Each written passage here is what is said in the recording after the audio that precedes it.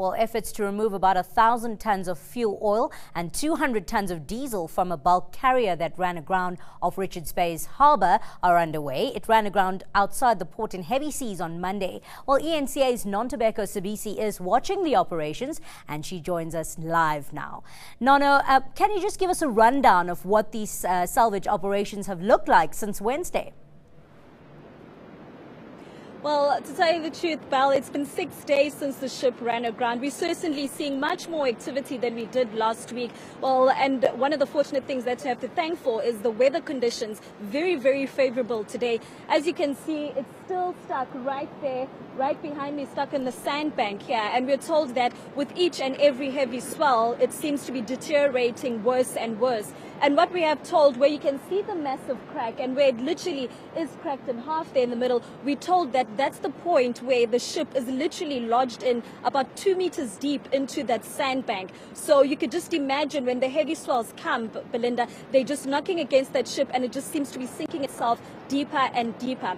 But of course, the main priority before they even start thinking about removing the whole ship, first and foremost, is to get about the 1,700 tons of heavy fuel that's stuck in there. And unfortunately, that's the process they've been busy with this whole week of find out what is the best safe way to remove all that soil and among other pollutes that are within that cargo before even getting to the 150,000 tons of coal that's stuck in that ship right now.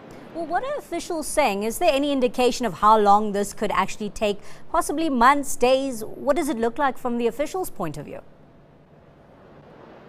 I did ask that question, Belinda. One of the first few things that they told me, they said when it comes to a salvage operation like this, the first thing they have to do, first thing first, is to get the number of lives trapped in the wreckage, which they managed successfully on Monday. They got 23 crewmen off that ship. The second step from that, what they must prioritize, Belinda, is to get out that 700 tons of fuel stuck in that vessel, which is the process that they stuck on now. And then step 3, Belinda, of course, is moving off the coal that is in that ship right now. We understand that it's fully laden. It was really filled up with coal headed towards China. And so you could just imagine how much of a knock this has taken. And then from there, Belinda, they're going to look at how best they can remove this literally broken into pieces. Look at the best way of how to salvage the situation. They have to look at various types of options. They could look at either A, cutting it up like they usually do around South Africa to cut the ship off in bits and pieces and start sending that to scrap metals,